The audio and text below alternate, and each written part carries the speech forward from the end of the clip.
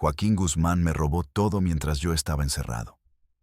Mi plaza, mis rutas, mis operadores, mis contactos, mis negocios, el imperio que construí con 20 años de trabajo, de sangre, de decisiones que le costaron la vida a más hombres de los que puedo contar. Todo.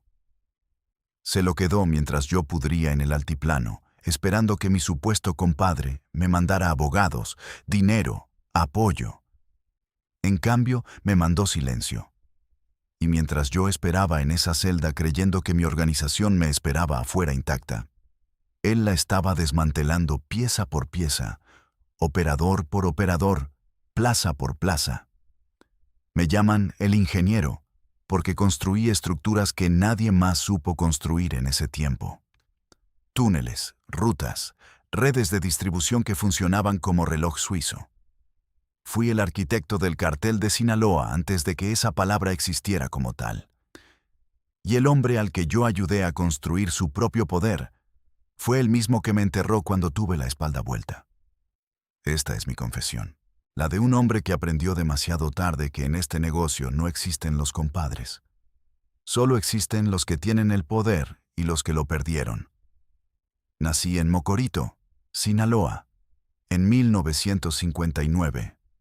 Un pueblo chico donde todo el mundo se conoce y donde las opciones reales para un muchacho sin dinero ni apellido se contaban con los dedos de una mano. Mi papá era jornalero agrícola, de esos hombres que trabajan la tierra de otros sin tener nunca un pedazo propio. Mi mamá lavaba ropa ajena.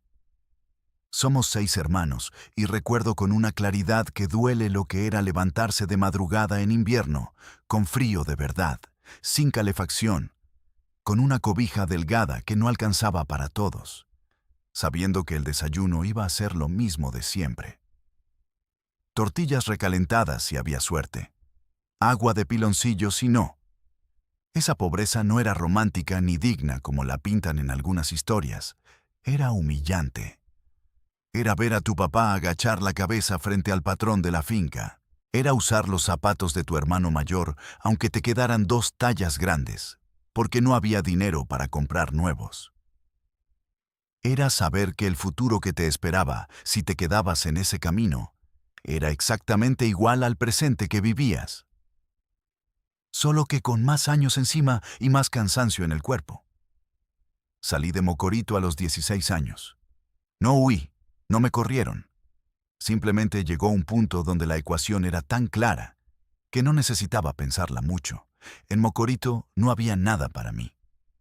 Afuera podía haber algo. No sabía qué exactamente, pero algo. Llegué a Culiacán con ropa prestada, 100 pesos en la bolsa, y la certeza absoluta de que prefería morir intentando que vivir sin intentar nada. En Culiacán, sobreviví como sobreviven los muchachos que llegan sin nada. Trabajos de a peso, cargando bultos en el mercado, lavando carros, haciendo mandados. Dormía en un cuartucho que compartía con 4 personas más, todos en la misma situación, todos buscando el mismo algo indefinido que los había sacado de sus pueblos. La ciudad era diferente al campo, pero la pobreza tenía el mismo olor. A detergente barato y a tortillas quemadas y a ropa que nunca termina de secarse. Mi primer contacto real con el negocio no fue dramático. No hubo un capo que me reclutara ni una oferta cinematográfica. Fue gradual, orgánico, como crecen las cosas que tienen raíces en la tierra donde pisas. En Culiacán de finales de los 70, el negocio de la marihuana y la amapola era tan parte del paisaje económico de Sinaloa como la agricultura. No era un secreto. No era invisible. Era una industria que daba trabajo y que tenía sus propias jerarquías, sus propios códigos, su propia lógica de ascenso social. Empecé haciendo lo más básico. Cuidar un almacén, vigilar una entrada, avisar si llegaba gente desconocida. Trabajos de los que hacen los que no tienen nada que ofrecer todavía, excepto tiempo y lealtad. Me pagaban poco, pero más de lo que ganaba cargando bultos. Y lo más importante, Me pagaban con puntualidad y sin humillación. Nadie me hacía agachar la cabeza. Nadie me miraba con el desprecio con que miran los patrones a los peones. Era parte de algo. Eso, para un muchacho que venía de donde yo venía, valía más que el dinero. Lo que me distinguió rápido fue que yo pensaba diferente. No era el más fuerte, ni el más violento, ni el más temerario. Era el que se sentaba a observar cómo funcionaban las cosas antes de actuar. El que hacía preguntas que otros no hacían. El que identificaba los cuellos de botella en una operación y pensaba en cómo resolverlos. Tenía una mente que funcionaba de manera estructural, que veía sistemas donde otros solo veían eventos individuales. Eso en ese negocio era una rareza y era una ventaja enorme. Mis jefes de entonces lo notaron. Empezaron a pedirme opinión sobre cómo mejorar ciertos procesos, cómo mover mercancía más eficientemente, cómo organizar los puntos de entrega para reducir el riesgo de interceptación, cómo estructurar los pagos para que el dinero llegara limpio a donde tenía que llegar. No era violencia lo que yo ofrecía, era inteligencia.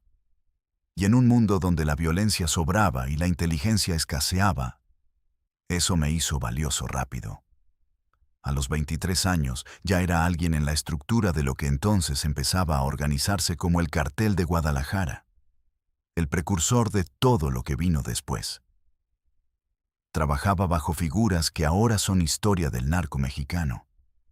Aprendí de los mejores y de los peores. Aprendí qué hacer viendo a los que tenían éxito. Aprendí qué no hacer viendo a los que caían. Y fue en esos años tempranos cuando conocí a Joaquín Guzmán Loera por primera vez. Era unos años mayor que yo, venía de Badiraguato, y tenía una energía que era imposible no notar. Ambicioso, rápido, con una capacidad para ganarse la confianza de la gente que yo nunca he visto igual en nadie. Nos hicimos lo que en ese mundo se llama compadres. Una palabra que en el mundo normal significa algo sagrado.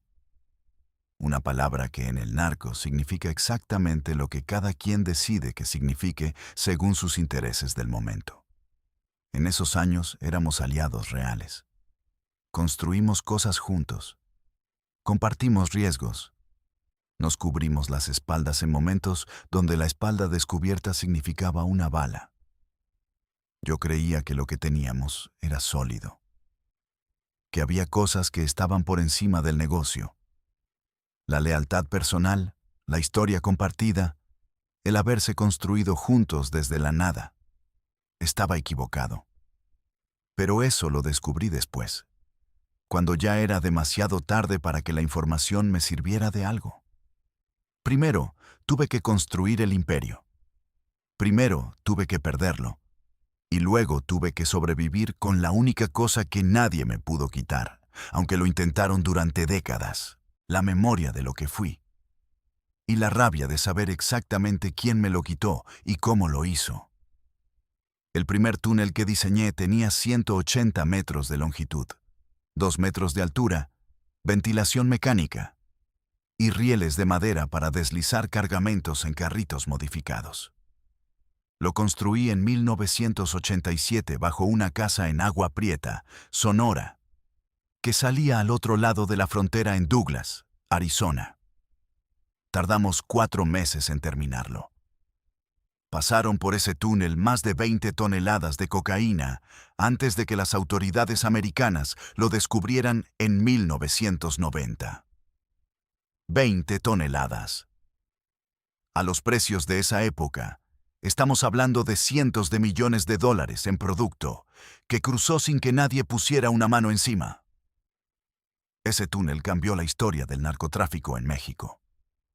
Cambió la manera en que se movía la droga. Cambió la economía del negocio completo. Y lo diseñé yo. No Joaquín, no el Mayo. Yo, Héctor Luis Palma Salazar, el güero, el ingeniero. El hombre que todo el mundo recuerda por el episodio más brutal de su historia personal, pero que construyó más cosas funcionales y rentables que cualquier otro operador de su generación. Pero antes del túnel, antes de los cientos de millones, antes de que me llamaran el ingeniero, hubo años de trabajo que nadie romantizan en los corridos porque el trabajo real no es romántico. Es aburrido, técnico, repetitivo y exige una disciplina que la mayoría de los hombres que entran a ese negocio buscando emoción no tienen paciencia para sostener. A los 20 años ya coordinaba rutas de transporte entre Sinaloa y la frontera norte. No manejaba yo mismo. Organizaba. Identificaba qué caminos tenían menos retenes, en qué horarios los federales eran menos activos, qué tipo de vehículo levantaba menos sospechas en cada tipo de carretera. Construí un mapa mental de la geografía del narcotráfico mexicano que ningún manual ni ninguna academia hubiera podido enseñarme. Lo aprendí en campo, con errores que a veces costaban cargamentos y a veces costaban vidas, y con aciertos que construyeron la reputación que me abrió las puertas que se abrieron después. Mi primer jefe directo de peso fue un hombre al que llamaré el Señor de los Caminos, porque eso era exactamente lo que era. Controlaba las rutas terrestres en 3 estados y tenía acuerdos con policías y militares que le garantizaban tránsito seguro en corredores específicos. Era un hombre meticuloso, frío, sin vicios aparentes, que llevaba sus operaciones con la seriedad de un contador público. Me tomó bajo su instrucción directa porque vio en mí algo que le servía. Una mente que funcionaba como la suya. Nos complementábamos. Él tenía los contactos y la antigüedad. Yo tenía la capacidad de optimizar sistemas que él había construido con intuición, pero sin estructura formal. Con el Señor de los Caminos, aprendí la regla más importante del negocio. Una regla que suena obvia, pero que la mayoría ignora hasta que la realidad se las cobra de la manera más cara posible. La regla es esta. El dinero es consecuencia. No es el objetivo. El objetivo es el control. El control de rutas, de personas, de información, de territorios. El dinero llega solo cuando el control está bien establecido. El que persigue el dinero sin construir primero el control, termina rico por un tiempo corto y muerto o preso después. El que construye control primero tiene dinero de manera sostenida durante años. Esa distinción entre los dos tipos de mentalidad divide a los que duran de los que no duran en este negocio, con una precisión casi matemática. Yo construí control. Desde temprano y con paciencia. Empecé con rutas pequeñas y las optimicé hasta hacerlas perfectas. Luego tomé rutas más grandes y apliqué el mismo proceso. Identifiqué los puntos de vulnerabilidad, los resolví. Establecí protocolos de respaldo para cuando algo fallara. Construí relaciones con personas en cada punto crítico de la cadena, no solo con criminales, con funcionarios, con empresarios, con personas en posiciones que desde afuera parecían no tener relación con el negocio y que desde adentro eran engranajes esenciales de la maquinaria. A los 27 años ya no era un operador mediano. Era alguien con plaza propia. Una zona de influencia en el noroeste de Sinaloa que yo controlaba directamente. Tenía hombres bajo mi mando. Tenía acuerdos establecidos con las autoridades locales. Tenía rutas que funcionaban con una regularidad que mis superiores en la estructura notaban y apreciaban. El dinero que generaba mi operación era significativo. Y una parte de ese dinero viajaba hacia arriba en la jerarquía, como funciona todo sistema bien organizado. Fue en ese periodo de consolidación cuando el túnel de Agua Prieta tomó forma como idea. No llegué a la idea de repente. Fue el resultado de un análisis largo de los cuellos de botella en las operaciones fronterizas. Los cruces terrestres eran cada vez más vigilados. La aviación era más monitoreada. Necesitábamos una infraestructura que eliminara la variable humana del cruce mismo.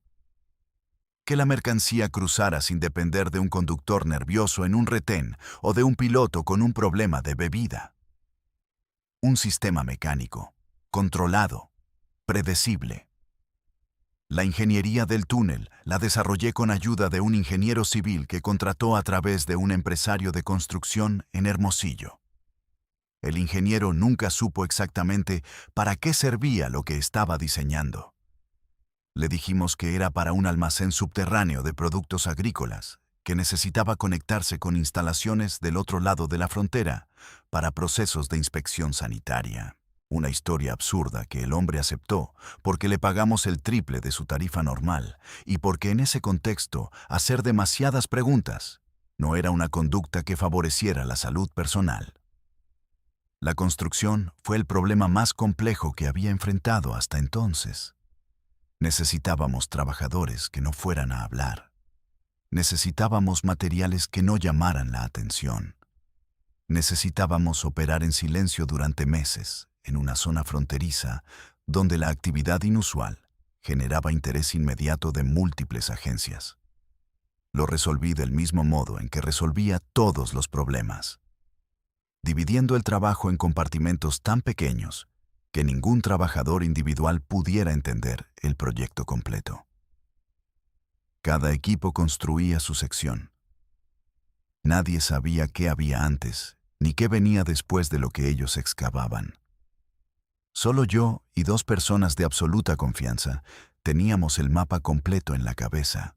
Cuando terminó y lo usamos por primera vez, el primer cargamento que cruzó fueron 500 kilogramos de cocaína colombiana de la más alta pureza. Lo vi cruzar en los carritos de madera por esos 180 metros de túnel y sentí algo que pocas veces he sentido en mi vida. No era orgullo exactamente. Era la satisfacción específica del constructor que ve funcionar lo que diseñó. El tipo de satisfacción que imaginé debió sentir el ingeniero que construyó el primer puente que resistió una tormenta. Era una obra de ingeniería. Era criminal y era una obra de ingeniería al mismo tiempo, y no hay manera honesta de separar esas dos cosas. Con el dinero que generó el túnel, en los primeros 2 años de operación construí algo más que infraestructura. Construí una organización.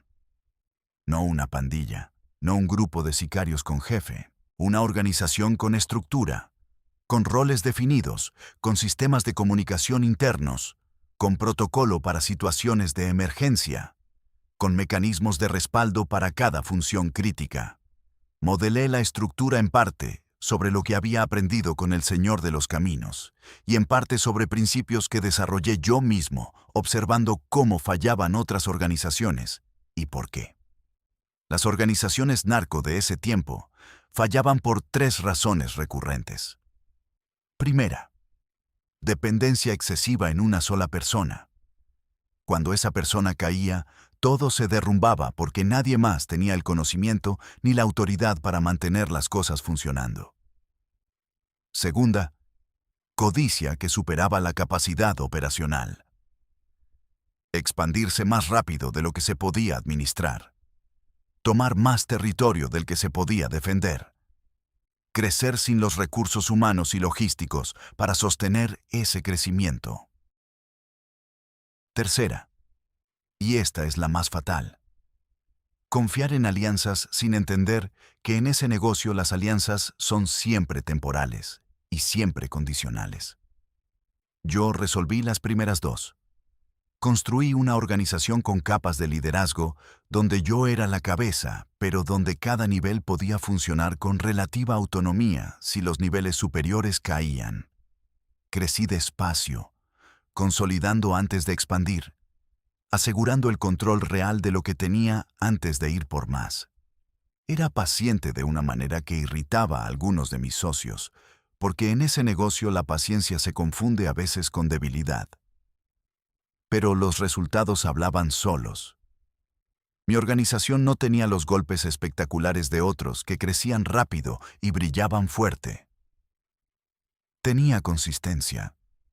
Año tras año, el negocio crecía, Las pérdidas eran mínimas. Los problemas se resolvían antes de convertirse en crisis. La tercera razón de falla, la de las alianzas, fue la que no resolví, la que dejé sin solución por una razón que ahora entiendo perfectamente, aunque entonces no podía verla. La razón era que yo creía en la lealtad personal como valor real dentro del negocio. Creía que la historia compartida entre personas significaba algo que sobrevivía a los cambios de poder y los cambios de interés. Creía que Joaquín era mi compadre de verdad, y no solo mi compadre de conveniencia. Esa creencia me costó todo, absolutamente todo. Pero antes de llegar a esa parte de la historia, necesito contarte lo que construí, para que entiendas la magnitud de lo que me quitaron. Porque uno no puede valorar el robo si no conoce el tamaño del robo. Y lo que Joaquín me robó fue tan grande que todavía hoy, décadas después, la rabia que siento cuando pienso en ello no ha disminuido en temperatura. Solo ha cambiado de forma. Ya no es la rabia caliente que quiere sangre inmediata. Es la rabia fría que sabe exactamente qué pasó, por qué pasó y quién lo hizo. Y esa rabia fría es la más peligrosa, porque no se apaga con el tiempo. Solo se vuelve más precisa. A principios de los 90, mi organización controlaba territorialmente una parte significativa del corredor Sinaloa frontera norte. Tenía 3 rutas terrestres operativas simultáneamente, 2 de las cuales las había diseñado yo mismo desde cero. Tenía acuerdos vigentes con funcionarios en 5 municipios y 2 delegaciones federales. Tenía una nómina de más de 200 personas directamente bajo mi pago. Tenía inversiones en negocios legales que lavaban dinero con una eficiencia que mis contadores, en ese tiempo, consideraban notable. El rancho que construí en las afueras de Culiacán era el centro visible de todo ese poder. 1000 hectáreas. Caballos de raza que valían cada uno más que lo que mi papá ganó en toda su vida jornaleando. Una pista de aterrizaje privada. Casa principal, con todo lo que podías imaginar que existía en una construcción de lujo en esa época. Era excesivo. Lo sé ahora. En ese momento era la demostración física de que el muchacho de Mocorito que dormía con cobija delgada había llegado. Que el hijo del jornalero había construido algo que ningún hombre de su sangre había tenido nunca. Tenía familia. Una esposa y mis hijos, que eran lo único que en ese tiempo me recordaba que yo era un ser humano, además de un operador de negocios. Con mi familia era diferente. No traía el negocio a casa, no en los detalles brutales. Mis hijos crecieron con privilegios que yo nunca tuve. Escuelas buenas, ropa nueva, vacaciones. Todo lo que el dinero puede dar a los hijos de un hombre que construyó lo que yo construí. Y tenía a Joaquín, mi compadre, el hombre que cuando yo tenía problemas, aparecía. El hombre que cuando él tenía problemas, yo resolvía. Una relación de años, de favores mutuos, de riesgos compartidos, de victorias y derrotas que habíamos navegado juntos. O eso creía yo. O eso me dejé creer, porque en el fondo necesitaba creerlo. Porque la alternativa, que todo era cálculo y no había lealtad real de ningún lado, era una verdad demasiado solitaria para vivir con ella todos los días. La verdad llegó de la manera más brutal que puede llegar cualquier verdad. No como revelación gradual, como golpe, como el tipo de golpe que no avisa y del que no te levantas completamente aunque sigas de pie. Pero eso ocurrió después. Primero vino la traición que no fue de Joaquín. Primero vino la cosa que destruyó mi mundo personal antes de que Joaquín destruyera mi mundo profesional. Primero vino Rafael Clavel, y lo que Rafael Clavel me hizo con la complicidad de alguien que yo consideraba hermano, es la razón por la que esta confesión existe. Es la razón por la que todo lo que construí se derrumbó. Es la razón por la que entré a prisión con el corazón roto de dos maneras diferentes. Una manera que todo el mundo conoce y otra que es la que realmente nunca sané. Rafael Clavel era venezolano. Eso es lo primero que necesitas saber, porque en ese tiempo y en ese mundo, un venezolano en el círculo cercano de un capo sinaloense era ya una anomalía que debería haber disparado todas las alarmas que yo no disparé. Lo introdujo alguien de confianza. Lo avaló alguien cuyo aval yo respetaba. Y entró a mi vida con la misma facilidad con que entra el agua por una grieta que no sabías que tenías. Era carismático, hablador, con una inteligencia social que ahora reconozco como la herramienta principal de los manipuladores profesionales. Sabía exactamente qué decirle a cada persona para que esa persona sintiera que la entendía, que la valoraba, que estaba de su lado. Conmigo usó el lenguaje del respeto profesional. Con mi esposa usó algo diferente. Y mientras yo construía rutas y administraba plazas y resolvía los problemas cotidianos de un imperio narco en expansión, Rafael Clavel construía su propio proyecto dentro de mi casa. Lo que me hizo fue esto. Se ganó la confianza de mi esposa. Se convirtió en su confidente, en su amigo, en la persona a quien ella le contaba lo que yo no tenía tiempo de escuchar, porque el negocio consumía cada hora disponible. Luego se convirtió en algo más, y cuando ya tenía lo que quería de ella, cuando ya había obtenido la información que necesitaba sobre mis rutas, mis contactos, mis recursos, ejecutó el plan que desde el principio era el único plan que siempre tuvo. Se llevó a mi esposa.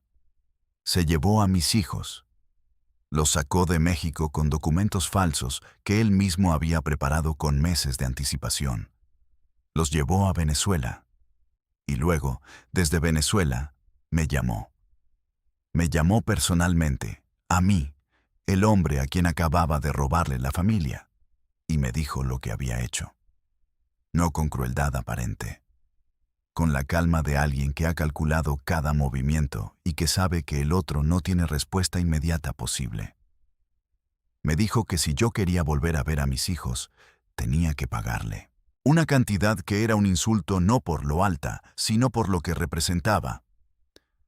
Representaba que él creía que yo iba a negociar. Que yo era el tipo de hombre que paga rescates en lugar del tipo de hombre que cobra venganzas.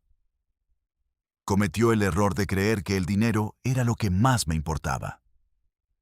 En eso se equivocó completamente. Mandé personas a Venezuela. Personas de confianza, entrenadas, con recursos suficientes para hacer lo que había que hacer. El operativo tardó semanas en ejecutarse porque Venezuela no era territorio conocido y porque mover hombres y recursos a ese nivel de distancia requería coordinación que no se improvisa. Durante esas semanas, viví en un estado que no sé cómo describir con precisión. No era locura. Era una frialdad total, absoluta, que me vaciaba de todo lo que no fuera el objetivo. No dormía más de 2 horas. No comía más de lo mínimo para funcionar.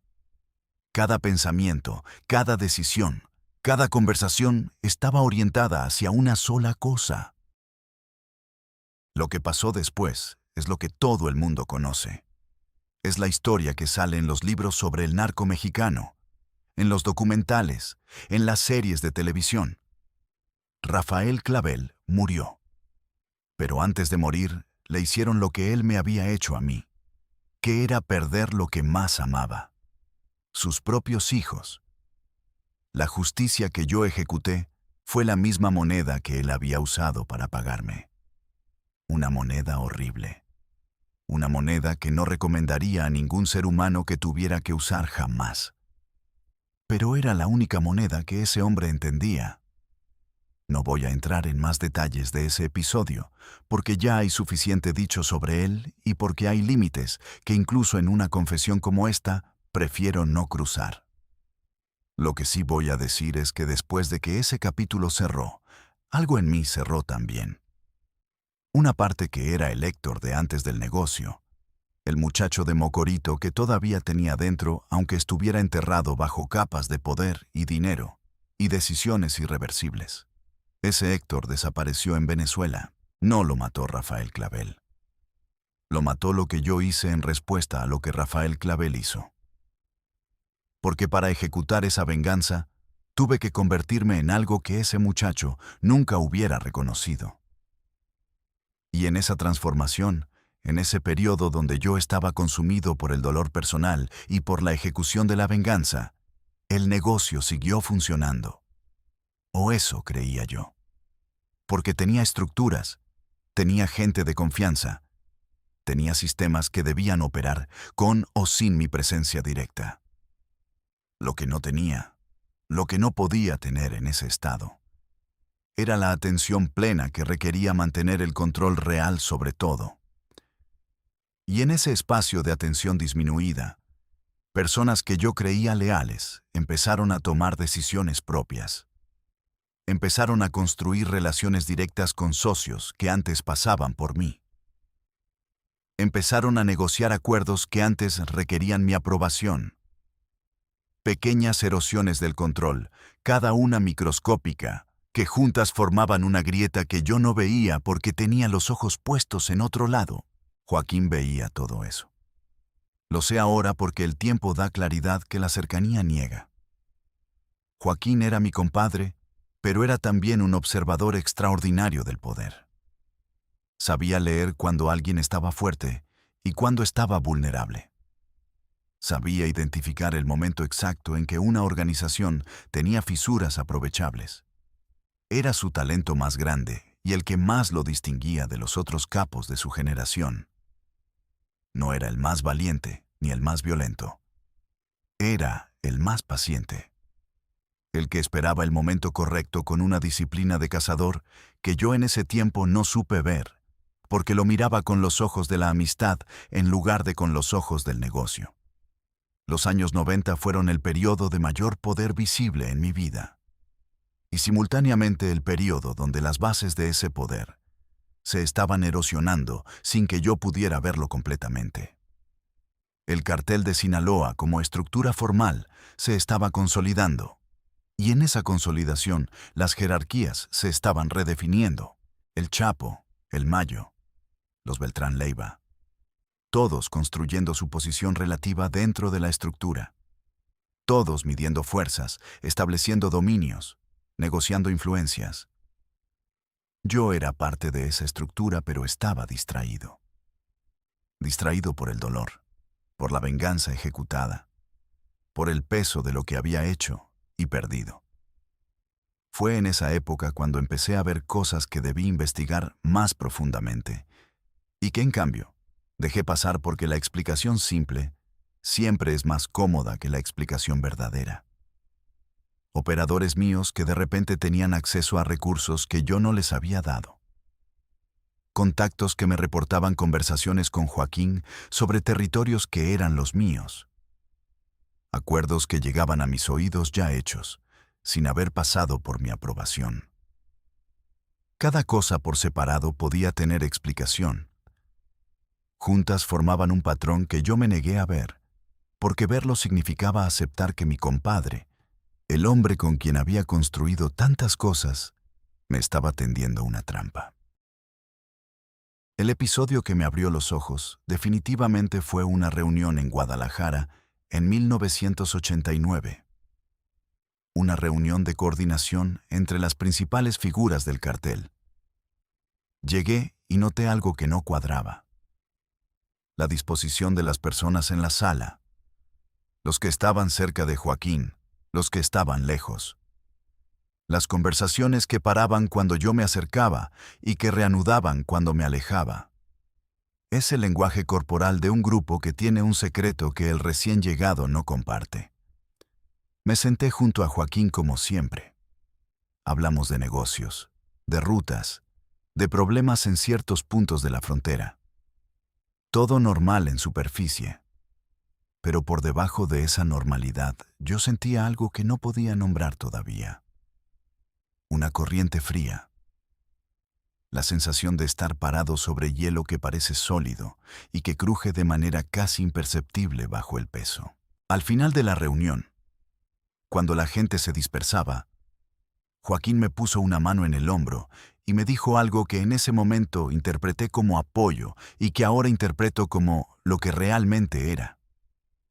Me dijo: «Compadre, si en algún momento necesitas apoyo para reorganizar tus cosas después de lo de tu familia, aquí estoy. Lo que es mío es tuyo». Palabras de compadre. Palabras de hermano. Palabras que yo recibí con gratitud genuina y que en realidad eran la declaración más honesta que jamás me hizo. Porque lo que decía en código era exactamente lo contrario de lo que sonaba. No decía que lo suyo era mío. Decía que lo mío estaba en proceso de convertirse en suyo. Y que cuando terminara ese proceso, él iba a estar ahí para recibirlo. Lo que siguió en los 2 años posteriores fue la consolidación de ese proceso. Joaquín trabajó con una paciencia y una metodología que yo, el ingeniero, el hombre que construía sistemas, debería haber reconocido porque era exactamente la misma lógica con que yo construía mis propias operaciones. Identificó los puntos débiles de mi estructura. Los atacó uno por uno, no con violencia directa, eso hubiera sido demasiado obvio, sino con dinero, con promesas, con reposicionamientos graduales, que cada uno parecía lógico y que juntos formaban el desmantelamiento sistemático de lo que yo había construido. Operadores clave que habían trabajado conmigo durante años recibieron ofertas de Joaquín directamente. No me lo dijeron. Los que me eran más leales me avisaron de conversaciones que habían tenido. Los que eran más pragmáticos simplemente empezaron a responder a 2 cadenas de mando simultáneamente, la mía y la de Joaquín, esperando ver cuál ganaba para quedarse con el ganador. Ese comportamiento oportunista que yo en otras circunstancias hubiera castigado con dureza. En ese momento no podía combatirlo efectivamente, porque combatirlo requería una presencia y una autoridad que yo estaba perdiendo precisamente porque lo estaba perdiendo. Es el círculo vicioso del poder. Cuando empieza a escaparse, los mecanismos para retenerlo se debilitan al mismo ritmo. Contactos que yo había construido durante años con funcionarios y empresarios empezaron a recibir visitas de personas de Joaquín, no para competir abiertamente conmigo, para establecer relaciones paralelas, para ofrecer términos similares o mejores, para crear dependencias que con el tiempo desplazaran la mía. Era un proceso de ingeniería inversa. Alguien había estudiado cómo yo construía mis redes y estaba aplicando exactamente la misma metodología para desmontarlas. Ese alguien era Joaquín, mi compadre, el hombre que me había dicho que lo que era suyo era mío. El golpe que finalizó el proceso llegó en junio de 1995. Un accidente de avioneta en Jalisco que no fue accidente.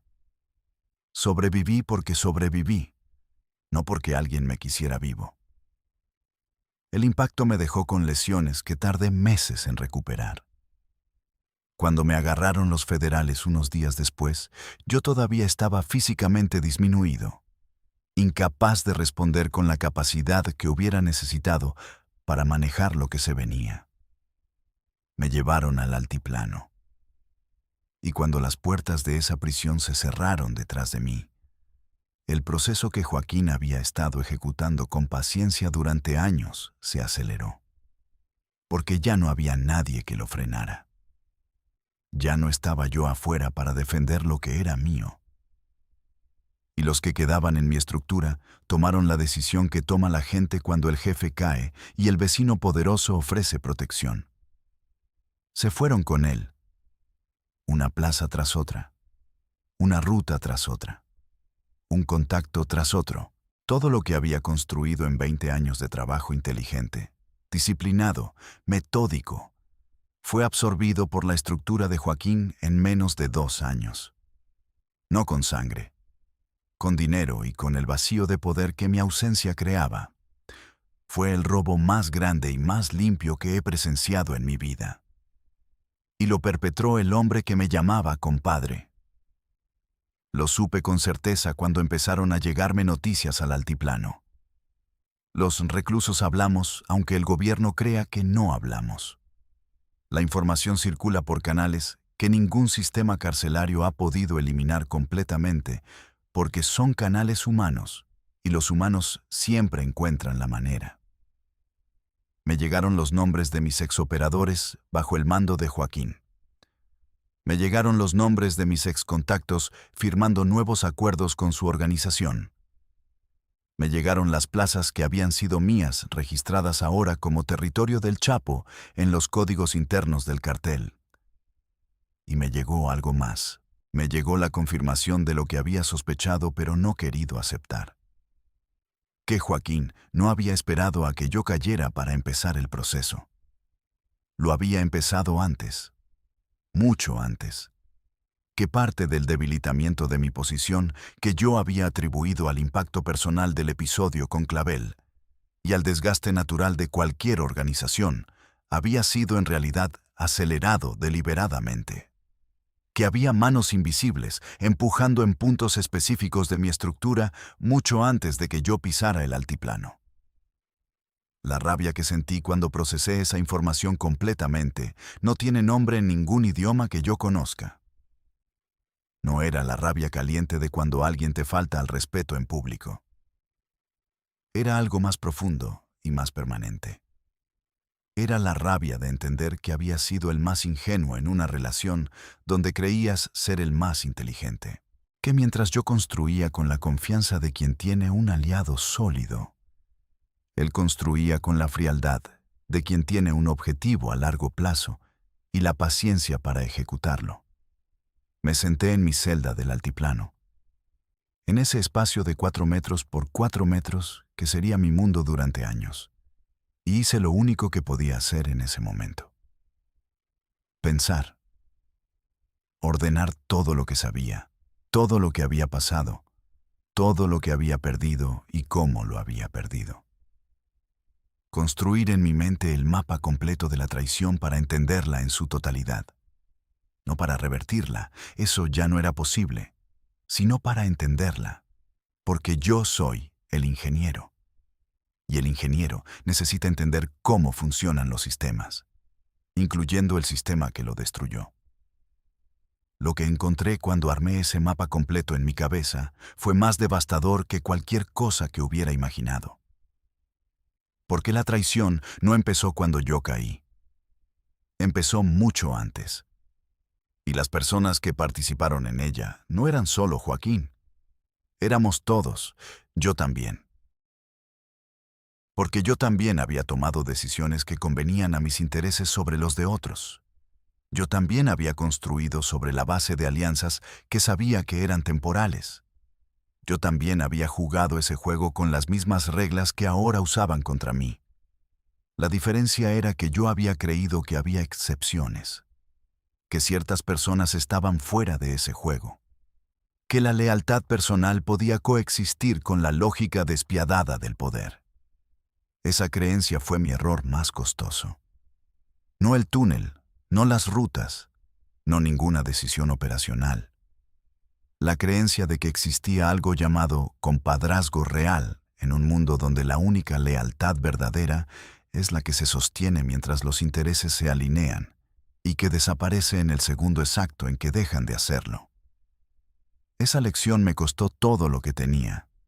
Y todavía hoy, con el tiempo y la distancia que da el encierro prolongado, no sé si esa lección valió lo que pagué por ella. No sé si cualquier lección vale ese precio. El altiplano es un lugar diseñado específicamente para destruir la identidad de un hombre. No con violencia directa, aunque esa también existe en sus formas más sutiles, sino con la acumulación metódica de privaciones pequeñas que juntas producen un efecto que ningún golpe físico podría lograr por sí solo. La luz artificial que nunca cambia de intensidad y que hace imposible distinguir el día de la noche. El silencio, que no es silencio, sino el ruido constante y uniforme de una instalación de máxima seguridad que nunca duerme completamente. La rutina idéntica que convierte cada día en una copia exacta del anterior, hasta que los días dejan de ser unidades de tiempo y se convierten en una sola masa informe que se extiende hacia adelante sin horizonte visible. Llegué al altiplano en junio de 1995, con el cuerpo todavía recuperándose del accidente de avioneta. Tenía fracturas que no habían sanado completamente. Dolor que era constante y que las autoridades del penal atendían con la mínima intervención médica que les permitía decir que no me estaban torturando. En esas condiciones físicas, comencé el proceso de adaptación que cualquier hombre que ha estado en una prisión de máxima seguridad conoce. El proceso de aprender a sobrevivir en un espacio donde cada elemento del entorno está diseñado para recordarte que dejaste de ser alguien. Pero yo tenía algo que la institución no había calculado en su diseño. Tenía una mente que no podía apagar, que en ausencia de problemas operacionales reales para resolver, se volvió hacia adentro y empezó a trabajar sobre el único material disponible: la memoria, los años, los errores, las decisiones. Construí en mi cabeza durante esos primeros meses de encierro el análisis más exhaustivo que jamás había hecho de mi propia vida y de mi propio negocio. No con sentimentalismo, con la misma frialdad analítica con que diseñaba túneles y rutas. Identificando variables, evaluando decisiones, rastreando consecuencias. Y lo que encontré en ese análisis fue algo que en el momento de vivirlo no había podido ver con claridad. Los síntomas del desmantelamiento de mi organización habían empezado antes de mi caída, mucho antes. Yo los había interpretado como ruido normal, como la fricción inevitable de cualquier estructura compleja. Pero vistos en retrospectiva, desde la quietud forzada de una celda del altiplano, formaban un patrón tan claro que me resultaba difícil entender cómo no lo había visto en su momento. El primer síntoma había sido un operador llamado El Cascabel, que 3 años antes de mi arresto había empezado a demorar los reportes de sus operaciones. Pequeñas demoras, de horas, a veces de un día. Nada que justificara una acción disciplinaria severa. Pero en el contexto completo era la señal de alguien que estaba reportando a 2 cadenas de mando simultáneamente y que necesitaba tiempo para coordinar qué información daba a cada una. Lo había notado y lo había archivado como descuido. Era traición en proceso. El segundo síntoma había sido una negociación de ruta con transportistas en Sonora que de repente requirió más tiempo del habitual para cerrarse. Los transportistas argumentaban que las condiciones habían cambiado, que necesitaban mejores términos. Yo los había renegociado y lo había atribuido a la dinámica normal del mercado. En realidad, alguien les estaba ofreciendo un acuerdo paralelo y ellos estaban usando mi negociación para obtener mejores condiciones de ese alguien. Ese alguien era Joaquín. El tercer síntoma y el más claro en retrospectiva había sido una conversación con el Mayo Zambada, íntimo de Joaquín y figura clave del cartel, en la que el Mayo había hecho un comentario aparentemente casual sobre la importancia de tener estructuras que pudieran funcionar independientemente de cualquier individuo. Una observación general, filosófica casi, sobre resiliencia organizacional, que en ese momento yo había recibido como sabiduría de alguien con experiencia y que ahora reconocía como la descripción de un proceso que ya estaba en ejecución. Ellos estaban construyendo versiones de mis estructuras que no me necesitaban a mí. Estructuras que podían absorber mis operaciones sin interrupción en el momento en que yo desapareciera. Ese nivel de planificación me llenó de una admiración fría que coexistía con la rabia. porque era exactamente el tipo de planificación que yo habría hecho. Era mi propia metodología usada contra mí. Si hubiera sido otro el que lo ejecutara, alguien que no me importara personalmente, lo habría reconocido como una operación brillante. Viniendo de Joaquín, era una traición brillante. La diferencia entre las dos cosas era solo el factor personal. Y en el negocio, como yo mismo había enseñado a otros, el factor personal no debería existir. Ahí estaba la contradicción que me había destruido. Yo enseñaba que el negocio no tenía factores personales, mientras simultáneamente construía sobre la base de uno. Mi compadrazgo con Joaquín era el factor personal más grande de toda mi operación. Era la grieta que él había encontrado y por la que había entrado. Durante el segundo año de encierro, me llegó información que confirmó los últimos detalles del proceso. Uno de mis abogados, en una de las visitas que el sistema permitía con todas sus restricciones, me pasó de manera indirecta el estado actual de lo que había sido mi organización. Era una imagen devastadora. No quedaba nada reconocible. Las rutas operaban bajo nombres diferentes y estructura diferente, pero siguiendo los mismos corredores que yo había establecido. Los contactos en las instituciones seguían activos, pero respondiendo a otra jerarquía. Las inversiones en negocios legales habían sido transferidas o liquidadas. El rancho fuera de Culiacán, las propiedades, todo procesado a través de mecanismos que hacían imposible rastrear el origen. Joaquín había sido meticuloso. No había dejado cabos que yo pudiera jalar para recuperar algo. Era un trabajo terminado. Una absorción completa. El tipo de operación que solo puede ejecutar alguien que conoce perfectamente el sistema que está desmantelando, porque lo construyó de cerca durante años y aprendió cada detalle de cómo funcionaba. Mi compadre me había prestado atención durante todos esos años, no solo como aliado, sino como estudiante. Había aprendido mis métodos mejor de lo que yo había aprendido los suyos. Esa realización fue el punto de quiebre definitivo. No en el sentido de derrumbe emocional, en el sentido de transformación. Algo en mí se reorganizó en ese momento de una manera que no tenía vuelta atrás. El Héctor que creía en el compadrazgo, en la lealtad personal, en las excepciones al cinismo total que requería ese negocio, murió en esa celda con esa información. Lo que quedó fue algo más duro, más frío, más claro. Un hombre que entendía completamente y sin reservas que en ese mundo no hay compadres. Solo hay intereses. Y que cualquier cosa que parezca más que eso es una ilusión que alguien más inteligente que tú está usando para sus propios fines.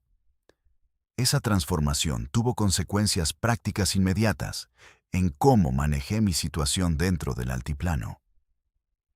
Dejé de esperar apoyo externo de la organización porque entendí que esa organización ya no era mía y que nadie con interés en mantenerla como estaba iba a invertir recursos en sacarme. Enfoqué toda mi energía en lo que podía controlar desde adentro. Los procesos legales, las relaciones dentro del penal, la información que circulaba, el posicionamiento para cuando llegara el momento de salir.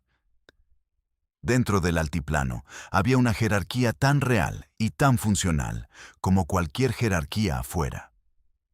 Los presos con recursos, con conexiones, con historia, ocupaban posiciones de influencia informal que el sistema oficial no reconocía, pero que funcionaba de manera paralela a él. Yo tenía historia, tenía nombre, tenía el peso de lo que había sido, aunque lo que había sido ya no existiera afuera. Eso me daba una posición que usé. Me convertí en una figura de referencia para ciertos procesos dentro de la prisión.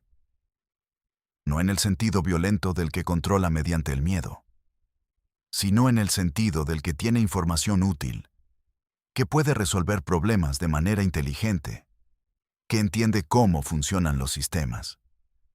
Lo mismo que había sido afuera lo seguía siendo adentro.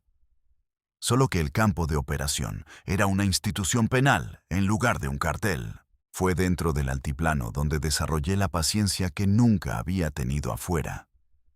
Afuera siempre había algo urgente, siempre había una crisis, siempre había una decisión que no podía esperar. Adentro el tiempo era diferente. El tiempo era abundante de una manera que resultaba inicialmente insoportable y que gradualmente se convirtió en un recurso. Tiempo para pensar sin interrupciones. Tiempo para procesar lo que nunca había procesado, porque la vida en velocidad no da espacio para procesar nada completamente. Procesé la muerte de mis hijos que Rafael Clavel había provocado. Ese dolor que había enterrado bajo capas de rabia y venganza y actividad constante emergió en el silencio del encierro con una fuerza que no había anticipado. Hay noches en el altiplano que no voy a describir porque son mías y porque ninguna descripción les haría justicia.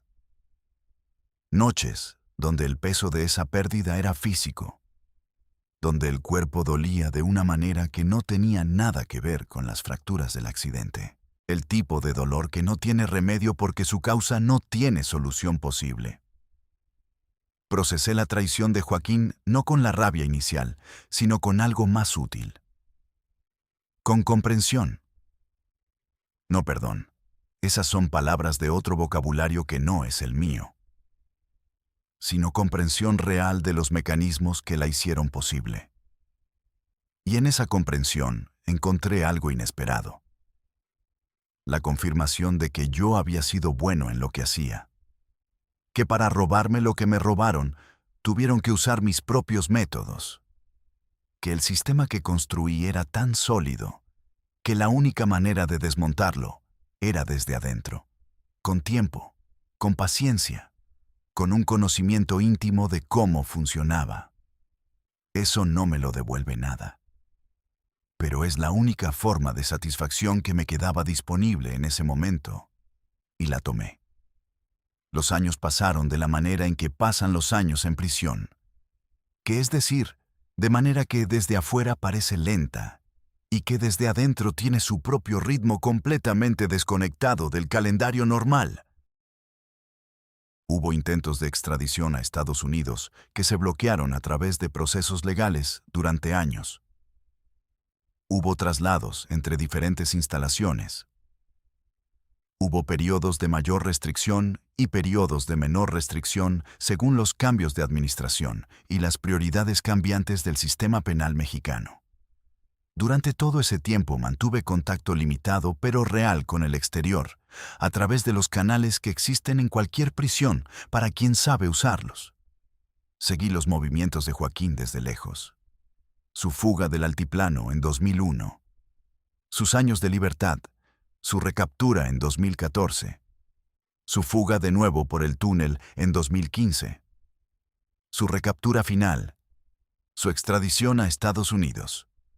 Su condena a cadena perpetua. Cuando llegó la noticia de esa condena definitiva, me la comunicaron de manera indirecta como siempre. Me quedé en silencio procesándola. No sentí la satisfacción que quizás esperarías de alguien que había sido traicionado de la manera en que yo fui traicionado. Sentí algo más complejo y menos satisfactorio. Sentí el peso de la simetría. Los dos, él y yo, terminamos en el mismo lugar al que llegan casi todos los que juegan ese juego el suficiente tiempo. La diferencia entre nosotros era de escala y de cronología, no de destino. El destino era el mismo para todos. Lo que él me robó sigue siendo suyo en el sentido de que yo nunca lo recuperé. Las plazas, las rutas, los contactos, los recursos, todo eso quedó dentro de la estructura del cartel que él expandió sobre los cimientos que yo había puesto. El irónico epitafio de mi carrera es que el trabajo que hice, los sistemas que construí, las rutas que diseñé, siguen siendo usados décadas después de que me sacaron de la ecuación. Solo que no por mí, por otros, sobre mi ingeniería, sobre mi arquitectura, sin mi nombre en ningún lado. Eso es lo que me hizo Joaquín Guzmán. No solo robarme lo que era mío, me borró del mapa de lo que construí. Me convirtió en el arquitecto anónimo de un edificio que lleva el nombre de otro. Y eso, para alguien que construyó con el orgullo con que yo construí, es la parte más difícil de cargar. No la pérdida económica, no siquiera la traición personal, sino el borrado. La invisibilidad impuesta sobre 20 años de trabajo real. Pero estoy aquí todavía, hablando, lo que significa que no me borraron completamente. Y mientras pueda hablar, mientras haya alguien que escuche esta historia, el ingeniero existe. No en plazas, ni en rutas, ni en túneles. En la memoria de lo que fue posible construir cuando alguien tenía la mente y la disciplina para hacerlo. Eso no me lo pueden quitar. Ni Joaquín, ni ningún sistema carcelario, ni ninguna traición por grande que sea. Salí del altiplano en 2016, después de más de 20 años de encierro. No salí libre. Salí a otro tipo de prisión que no tiene paredes físicas, pero que es igual de real. Salí a un mundo que había cambiado tanto que las referencias que yo tenía para navegar la realidad eran en su mayoría obsoletas. Salí a un México donde el cartel que yo había ayudado a construir se había fragmentado, expandido, mutado en formas que no reconocía. Donde los nombres que yo conocía eran historia, y los nombres nuevos me eran extraños. Donde la tecnología había transformado el negocio de maneras que hacían que mis túneles y mis rutas terrestres parecieran arqueología.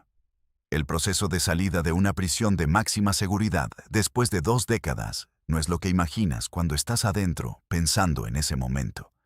Adentro construyes una imagen de la libertad que es necesariamente idealizada porque sin esa imagen sería imposible sostener la voluntad de seguir. Afuera la realidad es más complicada, más gris, más llena de pequeñas dificultades que la imagen idealizada no incluía. El mundo no te espera. El mundo siguió girando sin ti, y cuando regresas tienes que encontrar tu lugar en una rotación que no te guardó espacio. Lo primero que noté cuando salí fue el silencio diferente. El silencio de afuera no se parece al silencio de adentro. El de adentro es uniforme, controlado, institucional. El de afuera tiene texturas. Tiene el ruido de los pájaros y el ruido del tráfico, y el ruido de la gente ordinaria viviendo sus vidas ordinarias. Ese ruido me resultó abrumador durante días. Me sentaba en cuartos y necesitaba un momento para procesar que el ruido que escuchaba era libertad y no amenaza. Mis hijos mayores, los que no estaban con mi esposa cuando ocurrió lo de Clavel, ya eran adultos con sus propias vidas. Los reencontré con la extrañeza de quien ve crecer a personas que dejó siendo niños y encuentra adultos que llevan el peso de una historia familiar que nadie eligió. No hubo emotividad cinematográfica en esos reencuentros. Hubo la torpeza real de personas que se quieren, pero que han vivido separadas durante tanto tiempo, que el idioma común hay que reconstruirlo desde casi cero.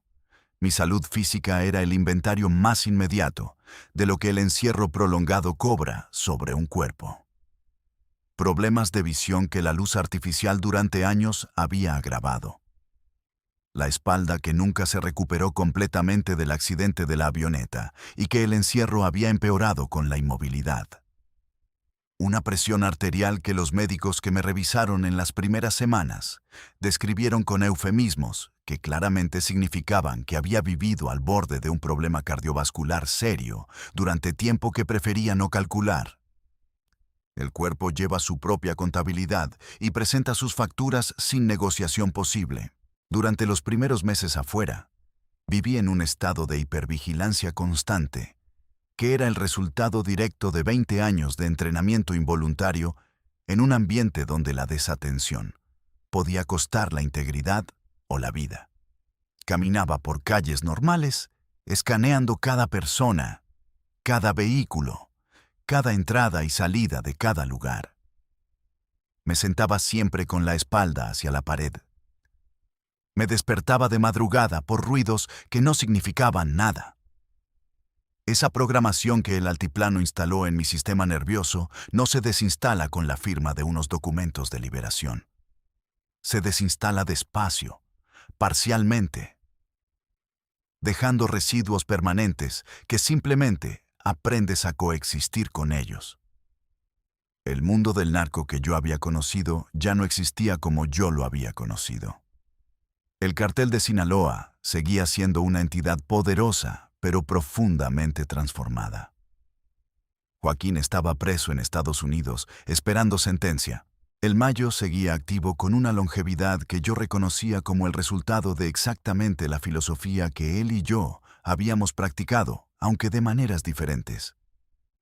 Los Chapitos, los hijos de Joaquín, habían emergido como figuras de poder con su propio estilo que era diferente al de su padre, en maneras que decían mucho sobre cómo había evolucionado el negocio.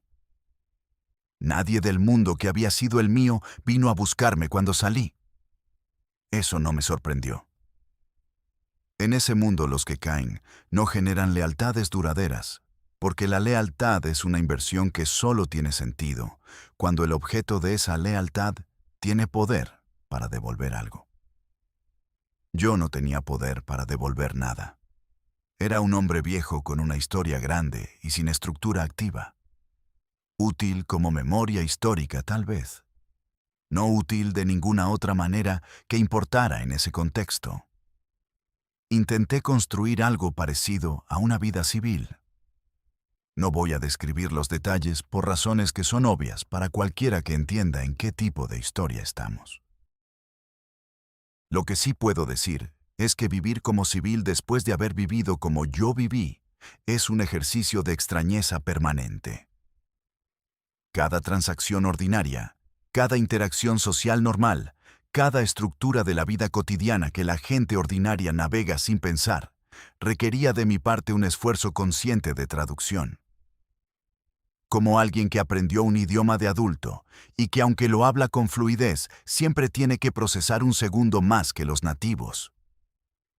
Los pensamientos sobre Joaquín me acompañaron durante todo ese periodo de la misma manera en que los pensamientos sobre Clavel me habían acompañado durante los años en el altiplano. No como obsesión activa, sino como presencia de fondo. Como el ruido constante y bajo de algo que no tiene resolución posible y con lo que simplemente aprendes a vivir, porque la alternativa es dejar que te consuma. Lo que Joaquín me hizo fue irreversible en términos prácticos. El imperio que construí no existe como era. Las estructuras que diseñé fueron absorbidas y transformadas hasta el punto donde mi autoría sobre ellas es arqueológica en el mejor caso. El dinero que generé durante 20 años de trabajo inteligente y disciplinado fue confiscado, absorbido o desaparecido en los mecanismos del negocio y del sistema legal durante mi encierro. Salí con lo que cualquier hombre sale de 20 años de prisión, que es prácticamente nada medido en términos materiales. Pero hay cosas que nadie puede confiscar, ni absorber, ni desaparecer. El conocimiento de cómo funciona un sistema complejo. La capacidad de identificar patrones donde otros ven eventos aislados. La paciencia desarrollada en 20 años de encierro, que me hace capaz de esperar lo que haga falta para lo que sea necesario. Y la memoria de lo que construí. Una memoria que es simultáneamente orgullo y condena, y que no desaparece con la vejez, ni con el tiempo, ni con ningún decreto de ninguna autoridad. Cuando la sentencia de cadena perpetua de Joaquín llegó a los medios, leí la nota en un periódico en un cuarto que no voy a describir en un lugar que no voy a nombrar. Terminé de leer, doblé el periódico y me quedé mirando la pared durante un tiempo que no me di. No sentí triunfo, no sentí alivio.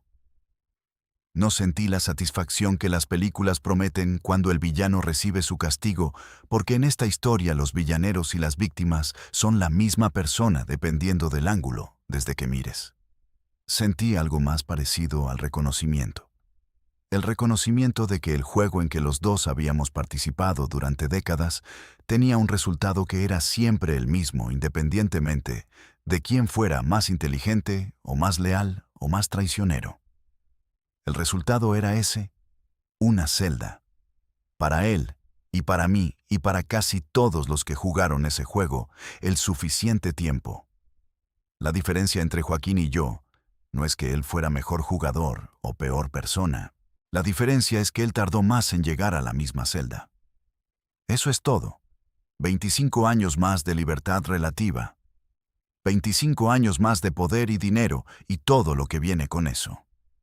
Al costo de una cadena perpetua en una prisión americana, donde las condiciones hacen que el altiplano parezca un hotel comparativo.